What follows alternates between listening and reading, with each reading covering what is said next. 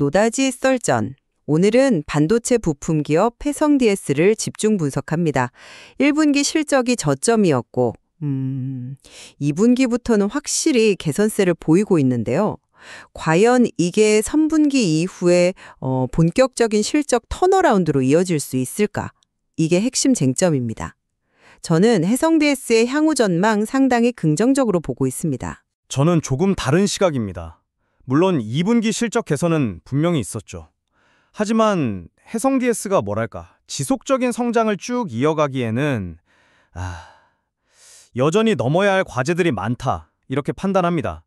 오늘 이 부분을 좀 더 깊이 이야기해보죠. 네, 해성DS는 2분기에 이미 뚜렷한 개선 신호를 보였습니다.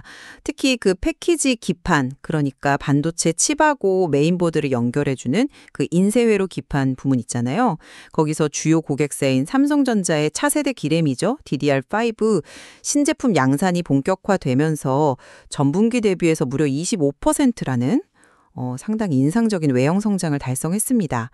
이제 핵심은 역시 3분기 이후가 될 텐데요. 삼성전자 중국 수조 공장을 통해서 DDR5 물량 확대가 가시화될 전망입니다.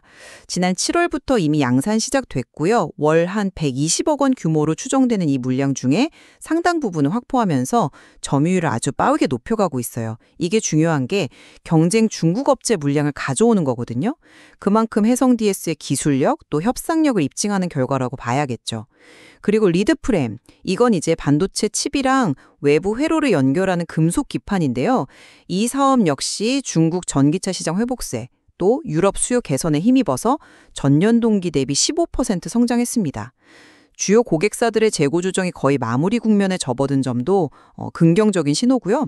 또 하나, 원자재 가격 상승분을 고객사하고 협의해서 한 85%에서 90%까지는 판매 가격에 반영하기로 했다는 점. 이것도 수익성 개선에 직접적인 도움이 될 겁니다. 지난 6월에 준공된 신규 제조동이 내년, 그러니까 2026년 2분기에 가동을 시작하면요. 생산 능력도 현재 한 8천억 원 수준에서 1조 2천억 원까지 크게 늘어나니까 장기적인 성장 기반까지 마련하는 셈입니다. 물론 2분기 실적 개선 자체는 부인할 수 없습니다만 그 내용을 좀 더 냉정하게 들여다볼 필요는 있다고 봅니다. 리드프레임의 경우 주요 고객사들이 지난 몇 년간 재고 부담을 꽤 겪었지 않습니까? 그래서 아직 주문을 그렇게 공격적으로 늘리지는 못하고 있는 상황이에요. 2분기 수준에서 기껏해야 2~3% 성장, 이 정도에 그칠 거라는 전망은 글쎄요, 시장이 완전히 회복되었다고 보기는 좀 어렵다는 신호 아닌가 싶습니다. 특히 미국 시장 부진은 여전하고요. 그리고 패키지 기판 쪽 삼성전자 DDR5 물량 확대는 분명히 좋은 소식이죠. 하지만 특정 고객사, 즉 삼성전자에 대한 의존도가 이렇게 높아지는 건 잠재적인 리스크 요인이 될 수 있습니다.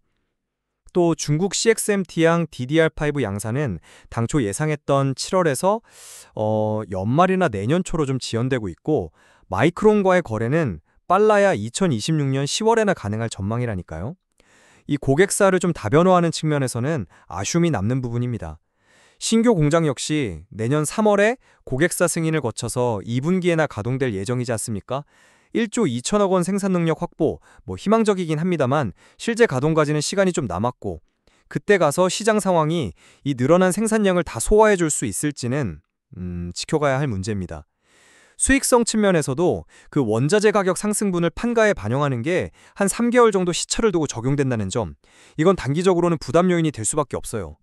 2분기 실적에는 그 원가 부담이 이미 반영되었고요. 3분기에 일부 해소된다 하더라도 이 원자재 가격 변동성은 계속 주시해야 할 문제입니다. 그리고 고부가 가치 제품인 GDDR7 양산을 포기했다는 점, 이건 어쩌면 릴트릴 방식, 그러니까 연속적인 테이프 형태로 생산하는 그 방식의 기술적 한계나 수익성 문제를 간접적으로 보여주는 사례일 수도 있다고 봅니다. 하지만 삼성전자 수조 공장 점유율 목표를 기존 10%에서 30%까지 높여 잡았다는 건 이게 단순한 물량 증가 그 이상의 의미가 있습니다. 특히 최신 공정인 D1B 진입에 성공하면서 경쟁사의 물량을 가져오고 있다는 점, 이건 기술력하고 고객 신뢰 없이는 불가능한 일이거든요. 이게 핵심 동력이라고 봅니다.